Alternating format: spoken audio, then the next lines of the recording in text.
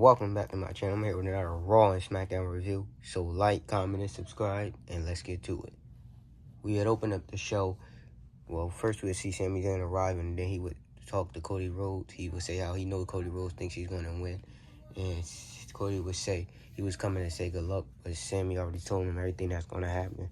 Then he would get attacked by Gunther. And then Gunther would say he's going to step up to Sami and how he's welcome. And then he would kick Cody's head into a door, a car door. I don't know if he's going to be hurt or what. Let me know your thoughts on this down below. He'd open up the show with a bad promo from Seth Rollins. He would talk about how his World Heavyweight Championship match and how he always wanted to be better than Roman Reigns. Some stuff I just really didn't enjoy it. Then he would get interrupted by LA Knight to finally make this come to life. He would say how Seth Rollins, all he had to do was jump in for nostalgia and get a championship match. And then Seth would say after he beats Roman, LA Knight can be his first challenger if he wants to step up again. Then afterwards, after Seth would leave, he would get super kicked by Jimmy Uso. He would tell him to keep his family's name out of his mouth. Let me know your thoughts on this down below. Next, Gunther and Adam Pearce were arguing backstage. And then here would come Nick Aldis hot again, ready to get him. But then Adam Pearce and him would get into it. He would say now his main event is in jeopardy on Smackdown and how he's not running both shows good, basically. Let me know your thoughts on this down below. Next, we have the Street Profits versus Division of Austin Theory and Braun Breaker for the World Tag Team Championships. Match was a pretty solid match. Shenanigans, of course, with Logan Paul. Then Maxine would come and low blow Angelo Dawkins and cost them the titles, and Division would end up picking up the win. And she would kiss Austin Theory. I guess they're just going to be in a relationship. I thought that she might have just been joining, but they're really in a relationship. Let me know your thoughts on that. I personally think that the Street Profits lost too early. I mean, why did they even give it to them if they just were going to lose it like that? Let me know your thoughts on this down below. Next, we see Cody Rhodes backstage with medical. They would say he can't sign off on him, but he would say he's fine. Let me know your thoughts on this down below.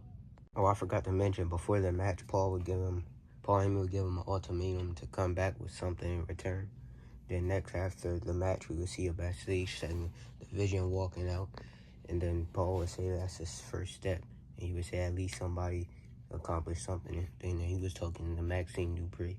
Let me know your thoughts on this. And then after they would ride away in the car, we would see Otis and Cesaro come out. Let me know your thoughts down below. Next, we would see the Judgment Day backstage. They would say they're going to do everything in their power to make sure Raquel is the new Women's Intercontinental Champion. She would say she's not wasting this opportunity and that she's going to rip it right off of Sol Ruka. Let me know your thoughts on this down below. Next, we see Sol Ruka versus Raquel Rodriguez for the Women's Intercontinental Championship. Of course, the Judgment Day girls had to get involved. Then Io Sky would help her and she would take them out. And then Sol Ruka would end up hitting the Soul Snatcher clean and would end up picking up the victory and still is our Women's Intercontinental Champion. Let me know your thoughts on this down below. Next, we would have Paul Heyman come out to the ring to talk about Brock Lesnar. And then, he would get interrupted by Obafemi. And then Paul would say something, how Brock has beaten Undertaker twice in Hell in a Cell, and how he's stepping into the Brock the guy. I don't understand that, but I think it's with his UFC. Let me know your thoughts on that. Then Obafemi would come out, and Paul would continue saying how he's woken something in the beast, how he's influenced him, kind of inspired him. And then Obafemi would come out and he would say how he know that everything that he said has gone to Brock Lesnar because he clearly and he knows that he actually did watch the show. He said that he knows that you have to go through hell to get to heaven. And he said, tell Brock Lesnar he'll see him in hell. He would say how he's going to beat him in front of all of his family and friends in Minneapolis. Let me know your thoughts on this down below. Next, we see Sam being interviewed by Jackie Redmond. She would tell him that Cody can no longer compete, and then he would say, and then he would get interrupted by Adam Pearce. He would say he promised Chicago Championship match, and there will be one in the main event. We didn't tell who it is. I think it's probably just going to be CM Punk. Let me know your thoughts on this down below. Next, we have Chad Gable and Dragon Lee versus Rusev and Ethan Page in a tag team match. Match was pretty solid. I enjoyed it. Ethan Page and Rusev ended up picking up the win with Rusev and the accolade. And then he would continue to do it, and then he would do it to Chad Gable. And then Joe Hendry would come to save him, and then he would suffer the same fate from Ethan Page and Rusev.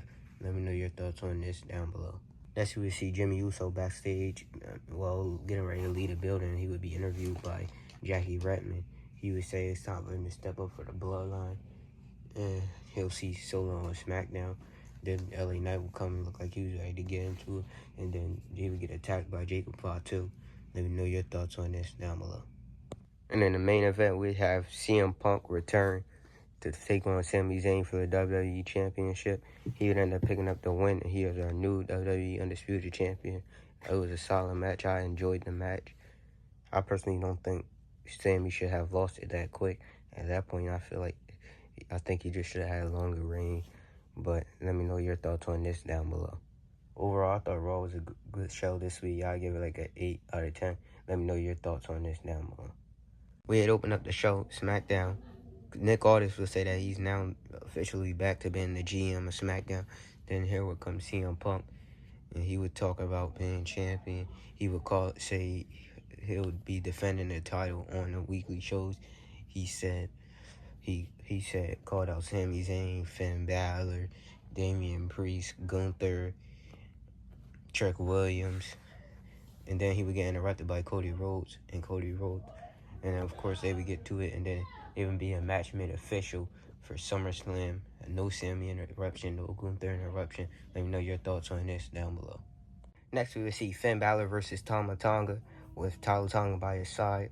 Tama Tonga, of course, would get involved in shenanigans. It was a pretty solid match with Finn Balor actually picking up the win. Let me know your thoughts on this down below. Next, we will see Carmelo Hayes backstage talking about how Melo doesn't miss and how he will beat Trick Williams. Let me know your thoughts on this down below. Next, we will see R-Truth backstage with Fraction talking about he can't believe Team USA lost. Then here would come the War Raiders, and he would tell him to go talk to Aldis.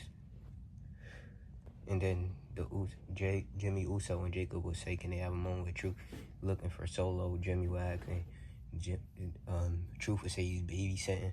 Then Jacob would ask where's Royce, and he would say he doesn't know. But here would come Damian would tell him that he's in the building, and then Jacob would say, let's go to the ring. Next we would see Nick Aldis on the phone, then interrupted by Gunther. He would say he needs to fix this, and he should be in the championship match. Doesn't care if it's Cody or CM Punk, or both of them. And he's giving to the end of the night. Let me know your thoughts on this down below. Next we have Big Jimmy Uso. He would actually come out with some caution gear, I guess, in honor of Naomi. Coming out with Jacob Fatu. They would call out Solo Sikoa, then get interrupted by Royce Keys. And Jimmy would say, Royce would say he mentioned his name twice, and then they would get into arguing.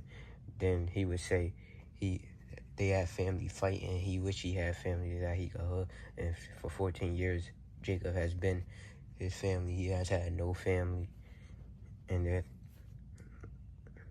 he would bring up the OTC, but Jacob would tell him, don't bring up the OTC. He's asking him, please. And then Royce would say he didn't even come here to fight. And then Jimmy would say, you think you could take on him and Jacob?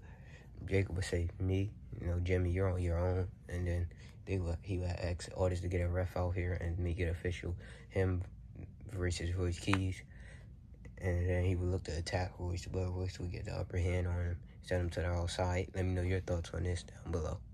Next, we will see Jimmy Uso versus Royce Keys in a pretty solid match. Jimmy Uso would end up picking up the win after Solo tried to get involved, and then here would come Jacob to attack him, and then he was turned away, and then he would get pinned by a Jimmy Uso spear. Let me know your thoughts on this down below. Then he would continue to attack Solo afterwards, and then Royce would get involved and try and stop him. Then he would get kicked by Jacob Fatu, and then he would get ready to take out Solo with the chair, and then he would tell him on Monday, you better be there for the family, or next time he won't stop. Let me know your thoughts on this down below. Next, we would see CM Punk getting interviewed backstage. He was talking about he wants everybody to get in line behind Cody, then behind Gunther. And then here would come Candice LeRae with Johnny Gargano. She would say that he ruined because they had given people like for her and Johnny hope. And he should say that Sammy was literally the voice of the voiceless. And then CM Punk would say he would tell him to get back in the ring. Let me know your thoughts on this down below. Then he would see Finn Balor, and Finn Balor would tell him, welcome to Smackdown. Let me know your thoughts on this down below. Next, we would see Alexa Bliss versus Jade Cargill in a pretty solid match. With, of course, her Jade Cargill's baddies getting involved. Then Charlotte Flair helping them, and then they would take her out. And then they would cause Alexa to win, with Jade Cargill picking up the win, and then they would attack them. They would hold Charlotte back as she tried to hurt Alexa's arm, and she would slam it to the mat. And then apparently Alexa is double jointed, so she was able to make her arm look like it was dislocated. Let me know your thoughts on this down below.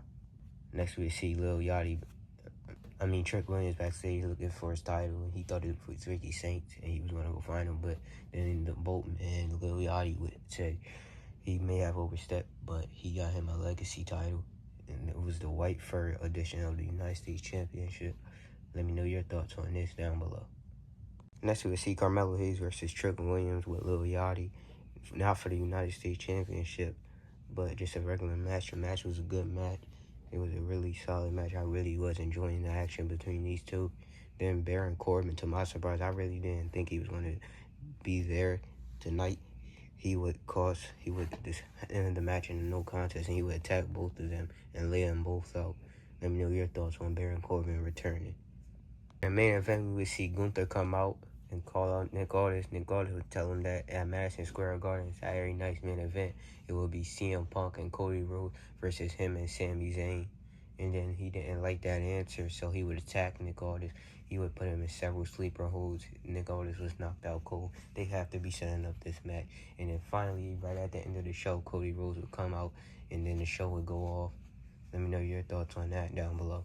Overall, I thought Smackdown was a pretty good episode this week. I feel like they're starting to step up their game a little bit. Not as good as Raw yet, but I give it like an 8 out of 10. Let me know your thoughts down below. Till next time, like, comment, and subscribe.